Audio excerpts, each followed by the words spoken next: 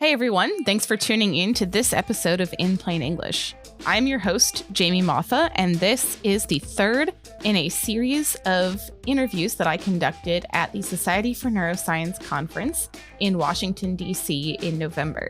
These interviews were conducted with early career researchers while they were presenting posters at this conference. You can find the first two episodes of SfN Shorts on the website at inplainenglishpod.org.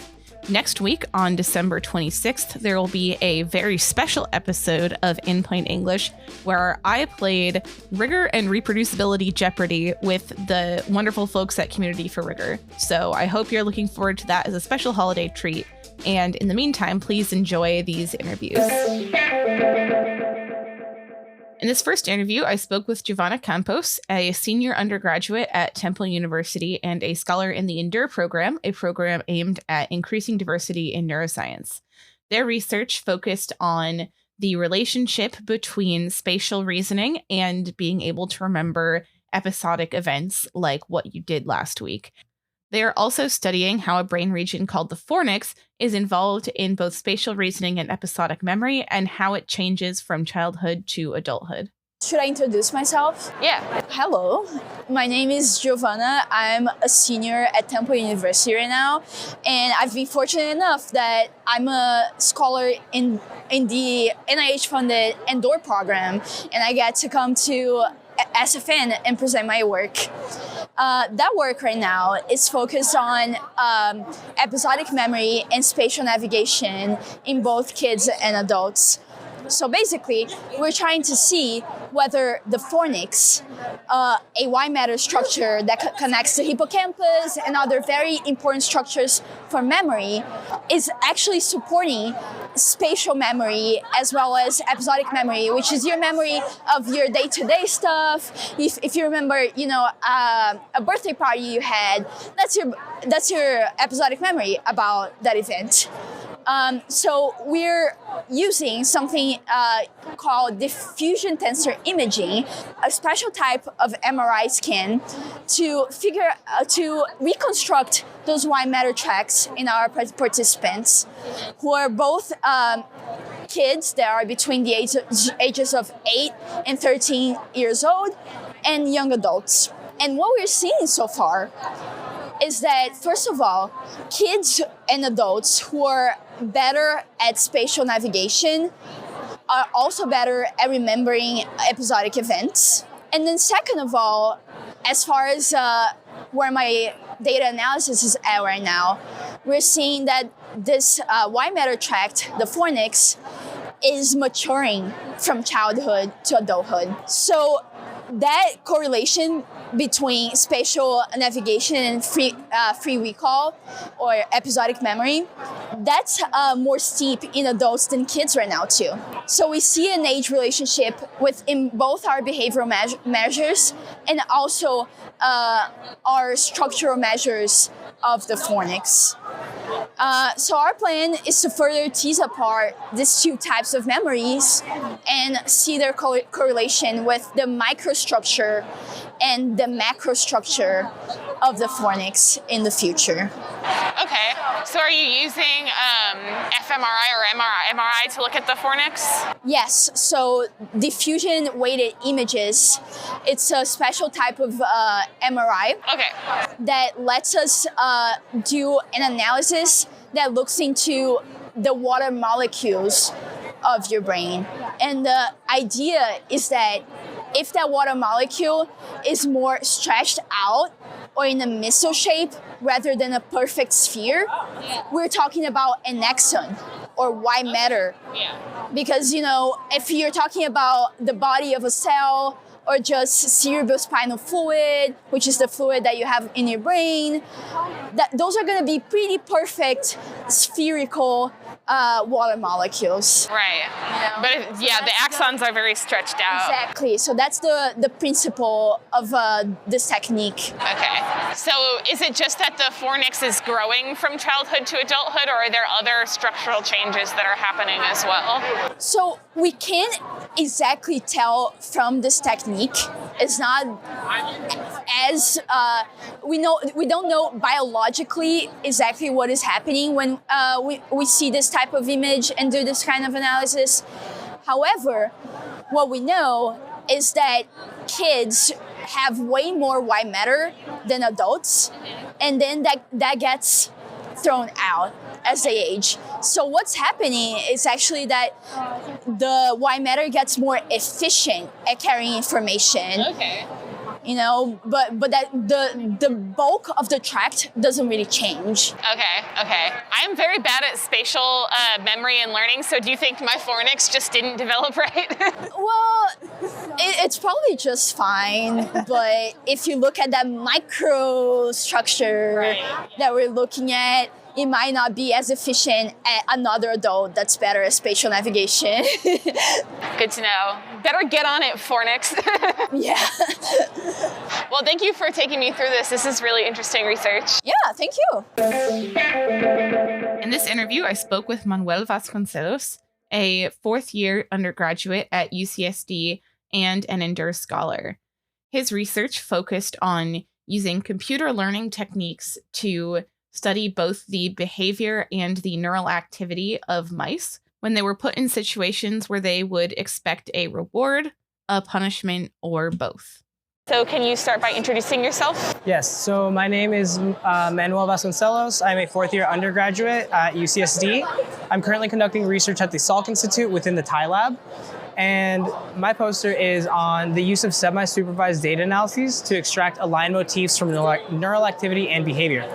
So essentially our project is looking at the use of semi-supervised data analysis techniques over manual data analysis. And as people know, manual data analysis is very, very time consuming and tedious and introduces a lot of confounds such as inter-rater variability, which is people score things differently, and bias as well. So essentially the pipeline for manual data analysis would be that you set scoring guidelines for distinct behaviors that you're trying to look at, such as grooming or pollocking, and then you train evaluators on these guidelines, and then you take the raw data that you've gathered, such as behavioral recordings, and you score them, or each evaluator would score them.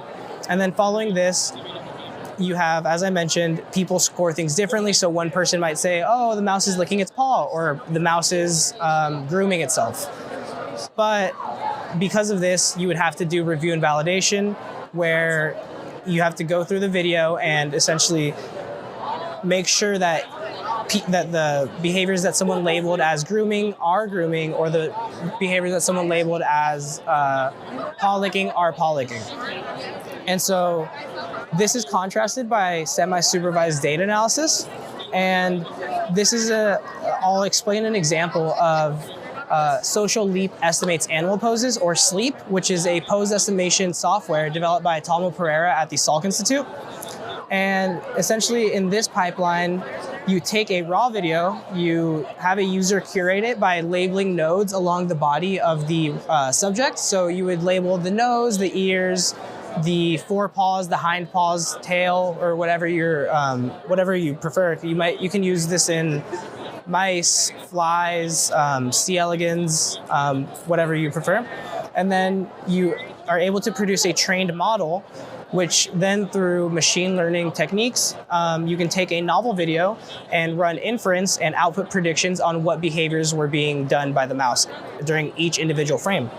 And so, as you can probably imagine, this is way more efficient and also introduces very, very minimal confounds, because the user is inputting the parameters and the machine learning is doing the prediction. So this is a much better way to record behavior, or to quantify behavior, as opposed to manually scoring. To illustrate this, we use a conflict task in which the mouse is trained to associate either a sound or a light with reward or shock. And then we counterbalance, because there are two different conditioned stimuli that are presented. And then the mice undergo a conflict trial in which both the tone and light are played simultaneously to induce conflicting motivational drives. Right. So do they want to go get the reward, or do they want to run away from the shock? Exactly. Yeah, Okay. exactly. Yes. And so then using this pipeline, we take the sleep pose estimations that we've run on the videos, and then we're able to extract features such as head velocity, head to reward port, or velocity of body. And then using UMAP, which is a dimensionality reduction technique, we are able to take these features into a lower dimensional space, and we use density-based clustering to cluster each individual frame of behavior into distinct behavioral clusters. And so, for example, here we have a frame of a mouse entering the reward port. And so if we move down here, we would see this behavioral cluster, which has been, you can see with a heat map of the activity. So each individual dot, as I mentioned, is a frame of behavior. And as you can see in the top cluster, we have a lot of reward-related behavior. So the reward frames are very dense up here compared to the lower cluster. And if we move over to the fear frames, we see that the density has moved towards the lower cluster and the part of the top cluster that was previously empty. And so during the conflict, as we predicted, we see a mixed distribution of fear and reward frames within each cluster. And so we just use sleep and these dimensionality reduction techniques in order to quantify behavior that we're looking at. And the mice during this paradigm are also outfitted with a neural pixel probe. And if you're not familiar with neural pixels is a probe that is very, very small and allows us to record from 384 channels along the probe shank, which gives a great amount of data. And as you can imagine, we are able to record around anywhere from 10 to 20,000 spikes within each cluster. And that's a lot of data to go through manually. Yeah. Right? So that probe is recording like individual neurons that are spiking. Yes, exactly. Okay. Yeah. And yeah, so using, so as you can see here, that's the data collection aspect. And then in order to make sure that we're recording from the correct area, we use histological e-data registration in rodent brain spaces, otherwise known as ERBs, to align our brain image to a averaged image of a rodent brain with the Allen Brain Atlas. Mm-hmm. And then we're able to use that the ERBs GUI to make sure that we're in the correct area that we want, and then extract the distinct brain regions that we are recording from. And then so once we're done with that, we're able to spike sort through our data with another semi-supervised analysis technique named PHI, which is specifically designed for large-scale electrophysiology data sets. Because as you can imagine, manually scoring that would be a very, very long and tedious process. And then we're able to extract these spikes for downstream analysis. And then this is an example of it is a heat map of each individual neuron during the conflict trials, and we have aligned the neural activity to reward, shock, and conflict. Okay. And so as you can see in this top cluster, so this is cluster A, and in cluster A we have very, very minimal activity for the reward, whereas we have greater amounts of activity for the shock and the conflict trials. And this is contrasted by a cluster like cluster F, which you can see greater activity for reward and almost no activity for shock and conflict. Because as you can imagine, getting a reward is much different from getting shocked, and also much different from like having to predict, am I gonna get shocked? Am I gonna get a reward? Or things of that sort. And so essentially our future goals are to use both of these analysis techniques, sleep and PHI, to align neural activity to actual behavior. So we can essentially extract relevant information about the relationship between brain activity and behavioral output. That is super cool. So I'm kind of noticing that like the shock and conflict like spike data actually looks super similar. Yeah. And I'm not seeing quite as much of the like mixture between shock and reward that you can see in the like UMAP behavior. So why do you think that like it seems to be that the conflict is being primarily driven by the same like shock related neurons? So I believe it's because the mice have been trained well, as bad as it sounds. They know to be afraid. Exactly, they know to be afraid. So yeah, so I think that's why, because I think it's much easier to, if you hear the tone that you're gonna get shocked, even if you hear the tone or see the tone that you're gonna be rewarded, you're much more likely to exhibit fear-related behavior such as freezing, darting, or dashing. So right, that's just the like, it overrides basically. Yeah, You're like, I would rather. Have you considered trying this with like increasing the like value of the rewards so that there would be more of a like conflict? Oh, that's a great suggestion. No, we haven't. So essentially for the reward, we use Ensure chocolate shake, because the mice love chocolate. Mice love chocolate, exactly. So that's what we use. But that's a great suggestion as well. Yeah, that might drive the neural data to look differently as well. Right, because I could see like if you had increasing reward value, there being sort of an increasing, like being able to see the conflict actually increase in the neural data. Yeah, no, that's it. Yeah, I can see that happening as well. Our paradigm is trying to assess the influence of conflict on valence processing in the brain, in the medial prefrontal cortex more specifically. This is super cool research. Thank you for sharing it with me. Yeah, of course. Thank you. In this interview, I spoke with Miles Carter, a senior at NYU and an Endure scholar. His research focused on using nanobodies as a potential method to screen for Alzheimer's disease. These nanobodies bind to proteins found in Alzheimer's disease and can be imaged through the eye rather than through more invasive methods. Can you just start by introducing yourself? Okay, of course. My name is Miles Carter. I'm a senior at NYU, and over the summer, I had the honor of working under Dr. Wellington Pham at Vanderbilt University, and my project involved validating the use of camelid nanobodies for imaging Alzheimer's disease. And as you may know, Alzheimer's is a very difficult area of study because the molecular mechanisms behind the disease are still very elusive to us, but we have been able to identify certain hallmarks of AD pathology, and these hallmarks usually include amyloid beta plaques and hyperphosphorylated tau species. And utilizing antibodies, we're able to detect and image the plaques and tau, but the main problem with using antibodies is that they're unable to pass by biological barriers like the blood-brain barrier, the blood-retinal barrier, simply because of their size, which is why we employ the use of nanobodies, which are essentially just antibodies, but they're 10 times smaller, so they're able to bypass these biological barriers, which I have just right here, the size of a conventional antibody versus the antibodies that we use. And prior research has identified that beta amyloid also aggregates in the eyes as well as the brain.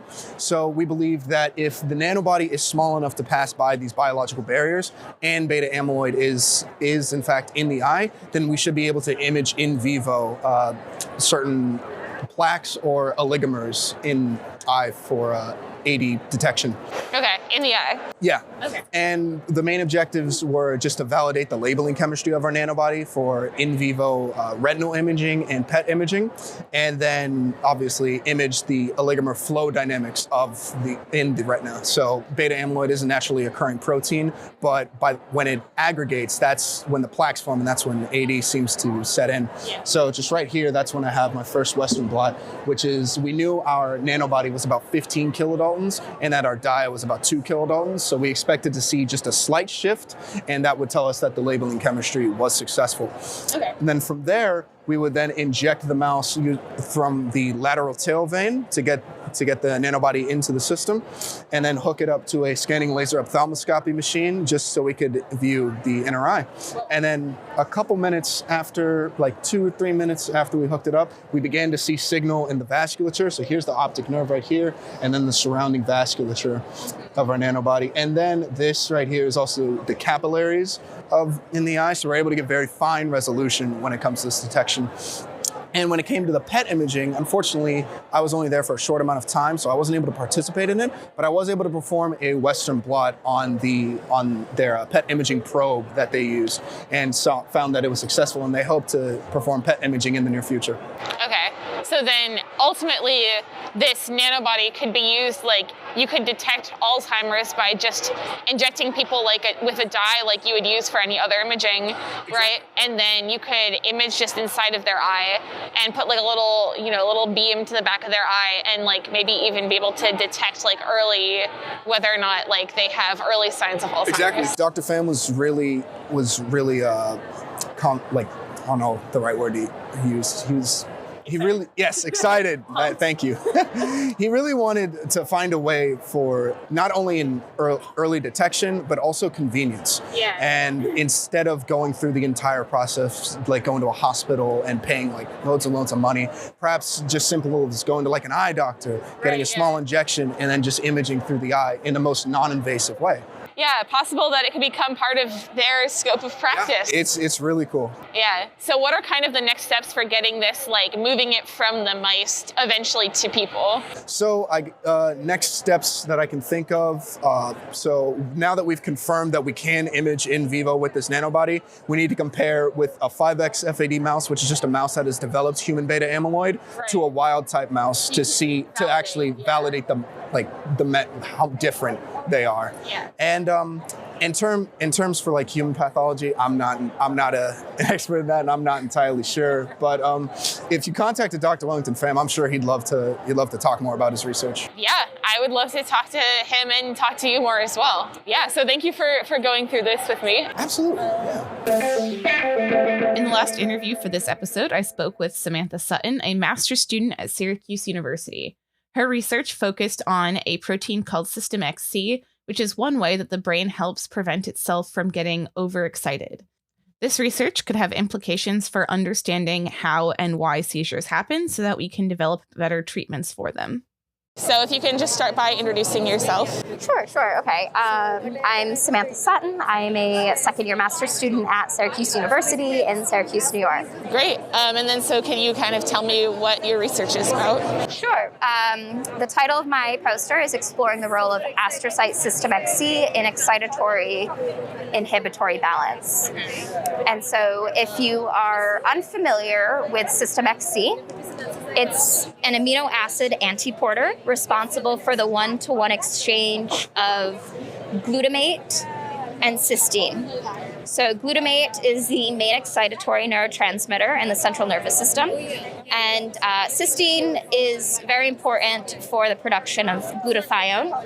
Glutathione is a very abundant antioxidant in the central nervous system. So those are two very important things to consider. Previously in our lab, a graduate student, Sheila Sears. So Sheila found that mice globally null, for these mice, so lacking System XC in all tissues, were more susceptible to seizures. So they had a hyperexcitable state compared to their wild-type littermates. And so Niels Danbolt and Ben Barris's group, they published data on System XC and found that they are predominantly expressed on the astrocyte. I'd like to add that these are at basal normal levels. Neurons and microglia do express XCT, but at very, very low levels. Okay. So that's another thing to take into consideration.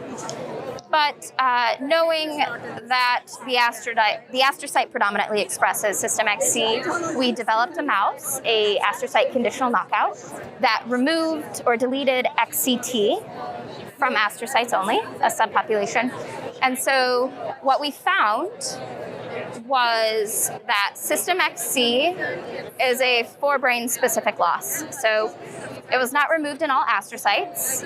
However, it was removed in the astrocytes of the cortex and the hippocampus. Okay. And so if you would like or need more information, we used Crelox technology to conditionally knock out the gene, the SLC7A11 gene that encodes for XCT. So that's what we did. knowing that XCT was removed in the cortex in the hippocampus, we looked at brain morphology between the two. And so specifically, we looked at the hemisphere area, the cortical width, and the hippocampal area, and we found no differences between the knockouts and the wild type. That's a good thing. Yes, yeah. And so next, knowing that System XC imports oxidized cysteine, which gets reduced and used for GSH production, glutathione, we looked at glutathione and cysteine in the cortex and the hippocampus, but also looked at their reduced and oxidized states. And as you can see, there are no differences between the wild type and the knockouts at basal levels of glutathione or cysteine in either cortex or hippocampus, which is interesting. That's not something we would have perhaps expected, considering the fact that System XC is deleted. Yeah, no, I was going to ask, so then there must be other mechanisms that are doing this reduction of glutathione. Or did I get that right? Yes. So, yeah, it was under my conclusions, but exactly. So it's possible. One thing to consider is, again, XCT was lost in the cortex, in the hippocampus, so not the whole brain. So it's possible that other astrocytes in the brain that are expressing XCT are contributing to GSH production. So you're right, they are compensatory mechanisms. Right, yeah. I also said that microglia and neurons express XCT at very, very low levels. Yeah. So not really pertinent to this graph here, figure 4, at basal levels. But when we look at glutathione and cysteine after seizure, it may be important here. So I'll walk you through the seizure portion first. So we created a dose-response curve. We used 5 doses of PTZ. PTZ, or pentylene tetrazole, is a chemoconvulsant. It's a GABA-A receptor antagonist, and so what it does is it blocks inhibition, therefore increasing excitation. Okay. So we injected mice with a single dose of PTZ from 25 to 58, and we found that with increasing doses of PTZ, the seizure severity of these mice also increased, as would be expected. Exactly. And so I just want to point, 0 indicates normal behavior, where a stage 4 represents a convulsive seizure with the loss of writing reflex. So these mice lose the ability to maintain an upright posture. Okay. So we see not a significant difference between these curves, though a slight shift. We do see differences between the ED50s.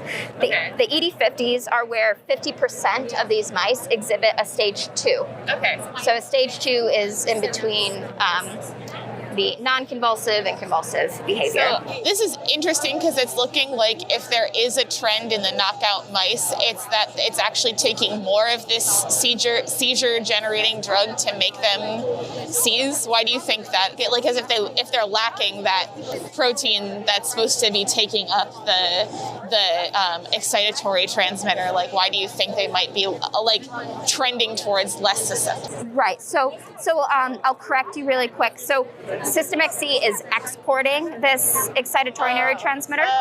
So I will say that with the global knockouts, the global nulls that our previous grad student found, her data was not consistent with Anne Massey and other people who have explored XCT. Okay. So not to say that it was an anomaly. I mean, right. Science is science, biology is biology. Right. But the fact that now these mice are showing an opposite seizure profile Right. is interesting, but it's also, again, it's a different strain of mouse. Right. But it is consistent with what others have shown. Okay. So yes, you're exactly right. These mice, it is trending that way, that these astrocyte conditional knockout mice do need more of this PTZ, this drug, to elicit the same seizure behavior as the wild type mice. So yes, we see that this shift in the males and females combined is mainly driven by the females. Okay. We don't see the same effect in the males. I will add that we also looked at the percent convulsing. So this is the percentage of mice. Well, let me backtrack. So the percent convulsing is the number of mice that had a convulsive seizure, a stage 3 and stage 4, over the total number of mice dosed at that dose of PTZ. And so what we found is there is another rightward shift in this dose response and differences between the ED50s. And when we stratify by sex, we find that this shift is mainly driven by the females. Again. So the p-value is 0.085, not quite significant, but take it how you will. There is a huge difference in the ED50s, so 37 versus 43. So these knockout females require more PTZ to elicit the same seizure behavior as the wild type mice. And it's also a significant rightward shift is indicative of a higher seizure threshold or a lower susceptibility to seizures, or at least in this case, PTZ-induced seizures. Okay. We don't see this effect in males. Yeah. So there are definitely some male-female sex differences. As honestly, one, not to say we should expect it, but males and females are different, and we need to take that into consideration.